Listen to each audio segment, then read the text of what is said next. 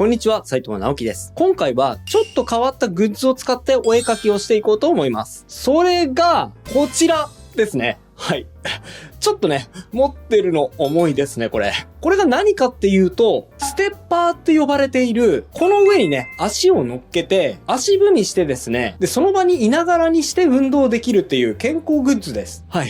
ちょっと重いんで置かせてもらいました。で、これもともとですね、僕は最近ラノベ版の無色転生にハマっていまして、割と長時間読書している時間が増えたんですが、その時間についでに運動もできないかなってね、そう思って、読書の時間も運動に当てるように購入したんですね。はい、おかげさまで読書もはかどりまして、無色転生、収録している現在20巻まで読み終わりました。いやー、特にね、14巻、15巻あたりは、物語がね、大きく展開していく部分で、もうね、面白すぎて足がガクガク震えるっていう、そのぐらいドハマりしながら没入してましたね。あと6巻。ちょっとね、作品が好きになりすぎちゃって、早く続きが読みたいんだけど、でも読み終わりたくないみたいな、そういうね、複雑な毎日です。はい。それはね、まあ置いといて、今回はこちらのステッパー、読書用に買ったんだけど、もしかしてお絵描きしながらでもステップ踏めるんじゃないかって思いまして、はい。今回チャレンジしていくのは、こちら。プロなら運動しながら絵を描くことだって簡単にできる説ということで、ステッパーを踏みしながら絵も描くことができたら、健康にもなる、仕事にもなるっていうことで一石二鳥じゃないですか。これができたら最強ですよね。でもプロだったらそのぐらいできるでしょ。ということで、今回のチャレンジ、早速やっていってみたいと思います。ファーストチャレンジ。はい。でね、早速やっていこうと思うんですが、一旦お絵描きしないで、普通にステッパー乗ってみましょうか。僕が買ったのは、エクサプロステッパーっていうやつで、シリコン油圧式で、動きが滑らかで、膝や足首を痛めにくいっていう口コミのステッパーです。ペダルの負荷も体力に合わせて調整できるタイプですね。こんな風にシリンダーとステッパーが分かれていて、それを自分でこんな風に組み立ててセットアップします。で、あとは足置き台の上に乗っかって左右の足を動かしつつステップを踏むっていう感じですね。はい。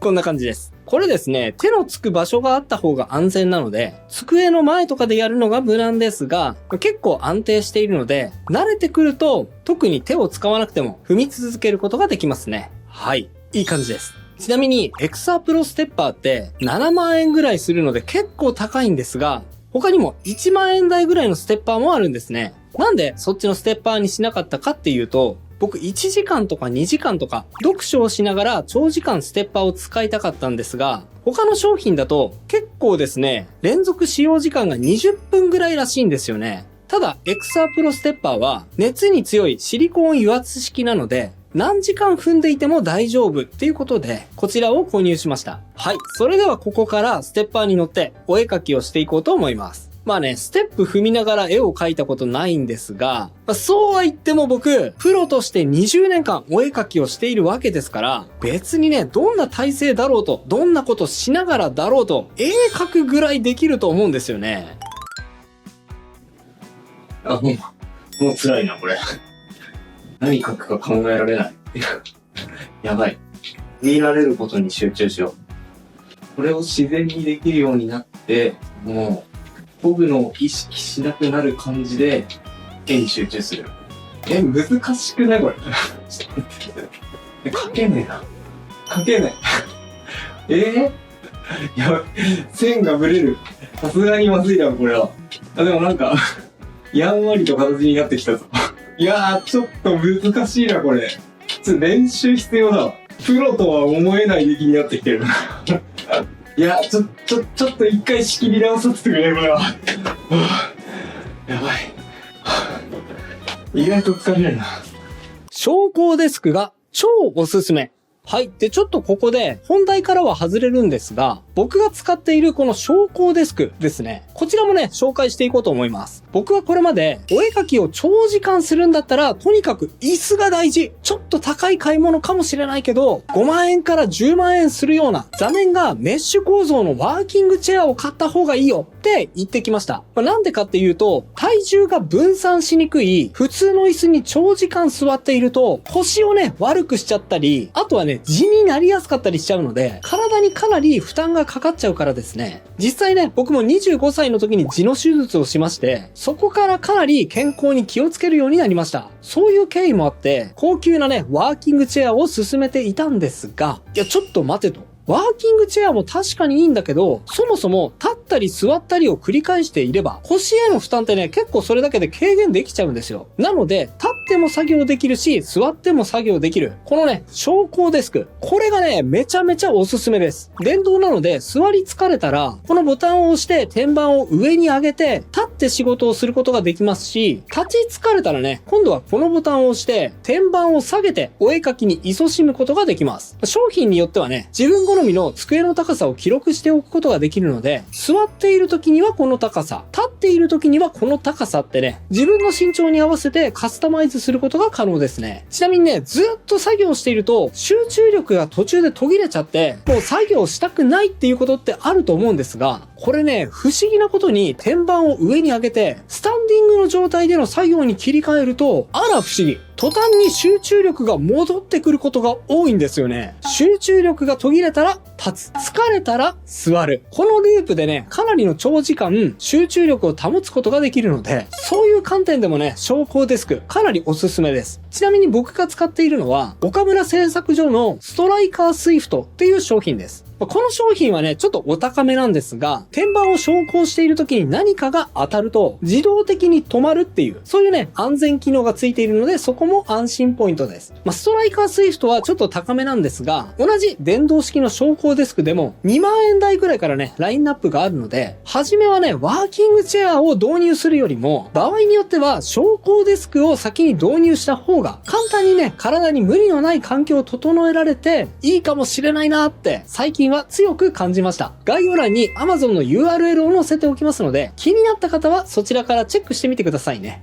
改めてチャレンジ。さてと、気を取り直して改めてチャレンジしていきましょう。さっきはね、あまりにも書けなすぎたので、ちょっと心が折れかけましたけど、少し練習したらいくらかマシンになりました。今度はなんかいけるような気がしています。まずは下書きです。当たりを取っていきましょうか。ちょっとね、運動しながら新たに構図とかを考えていくのが結構ね、思った以上に難しいので、今回は以前に専門学校のワンドロで描いたことがある絵を描いていってみます。顔の横に手をくっつけて、ピースポーズをとっているのが特徴的なイラストですね。いやーですね、割とステッパーを踏むことで手がブレるのには慣れてきたんですけど、何がきついかって言ったら、意外とね、視点です。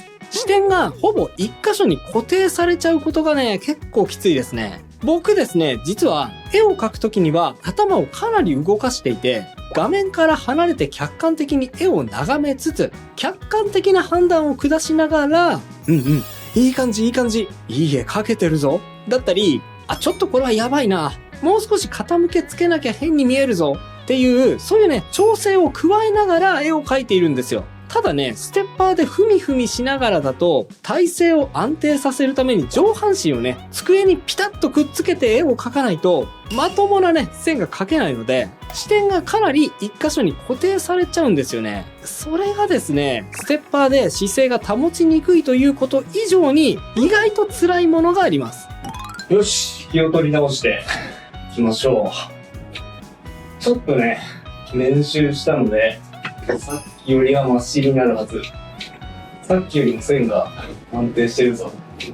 これはいけるんじゃないかな。でもなんか、普段よりも集中力3倍ぐらい必要だな、これ。いや、すごい。これは絵を描けるかどうかは別として、めっちゃ痩せそう。まだ頭も描けてないのにきつい。もうやめたい。もうやめたいよ。誰だよ、こんなことやるって言ったの。もうこれだよ。ちょっと待ってよ。これいけるか、最後まで。汗がやばい。ちょっと手元の汗がやばい、これ。長袖着ないとちょっとやばい気がするな。机に、ちょっと、汗を吸い取る人を着たくない。これはちょっと、やばいぞ。はい、ということでね、着替えてきました。ちょっとまだ息上がってるんですけどね。再チャレンジしていこうと思います。どうぞ。お尻を突き出しちゃう。ちょっと恥ずかしいな。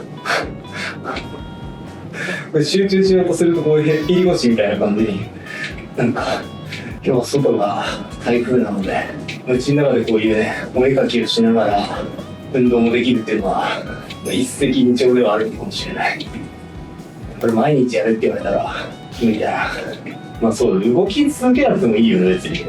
たまに動いて、休憩しながら描くっていうのもいいよ。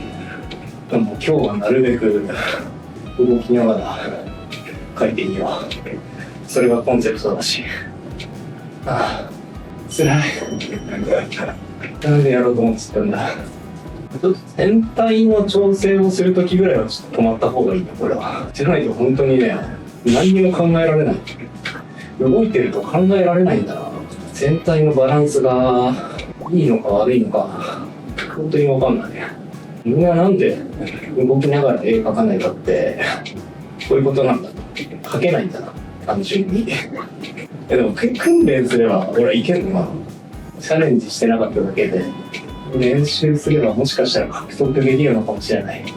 新たな脳の領域を開拓できるのかもしれない。という面持ちでチャレンジしております。何やってんの俺。さて、ちょっと線画に行く前に形を整えておきましょう。形を整えるときには線のままではなく、軽く全体をグレーに塗ってあげると全体の形が分かりやすくなるので調整がつきやすくなりますね。やっぱりね、ステップを踏みながらだとあんまり客観的に全体を見渡せないので形の崩れが目立つ気がします。これでね、うまく描けるようになるにはしばらく訓練が必要になる気がするんですが、訓練するほど欲しい能力かっていうとちょっと使いどころが限定されすぎるので、そんな訓練をする暇があるんだったら他のことをした方がいいような気がしますよね。はい。アクセサリーも含めて全体のラフができたら次に進めましょう。線こそ難しいこれ。ブレる。線無理じゃないかこれ。勢いでごまかすしかないなこれ。これはきつい。絶対今変な体勢になってるが、どうなってるのか怖い。後で見るのが怖い。常時ピン腰な気がしてるな。確実にこれは運動にはなってるな。すごいもんな、汗が。意外と抑えめで運動してるからなんかそんなに逆に良くないわけで、激しめにやったら逆にかけるみたいなことあったりする。よし。よし。意外といい。意外とあれ？意外と早い方がいいなんてことはないね。全然ダメだ。味のある線は引ける。昼ご飯が美味しそうだな。今日は何食べようかな。チャーハン食べたいな。町の中華屋のあのチャーハンが食べたい。絵を描いて疲れるな。運動しながら絵を描いてると全部の作業が雑になるっていうことですね。間違いない。さて、ラフを透かして線画を描いていきましょう。線画の工程です。でね、やっぱりというか、ここで改めて気づきました。運動しながらの線画が一番難しい。はい。まあね、ちょっと想像すればこんなの誰でも予想つくことですよね。でもね、実際にやってみて確信に変わりました。これ、線画無理だわ。いやね、線画って、やっぱりすごく繊細な指先の制御が必要になるので、体幹がステップで揺れて固定できないと、その振動がダイレクトに指先に伝わってくるので、微妙なタッチがほぼほぼ無理になっちゃうんですよね。まあ、勢いに任せて、大雑把に描くことで、なんとか見栄えがするように調整している部分がありますが、線画だけはね、普通に止まって描いた方がいいですね。はい。それだけは間違いないです。さあ、なんかもうすごく疲れてきたのであれなんですが、ここで終わってしまうのは中途半端なので、簡単にですけど着彩まで根性で進めていきましょう。全体を暗めの色で統一しつつ、ところどころに差し色として鮮やかな色を配置していき、画面を引き締めていきます。はい、簡単にですが、陰影を追加することで密度アップにもつながりますよね。最後に目の中のハイライトを追加して顔周りを中心に情報量をアップしていったら、はい、プロなら運動しながら絵を描くことだって簡単にできる説、ステッパーを踏みながら描いてみたイラスト完成です。完成です。完成でいいや。辛い。疲れた。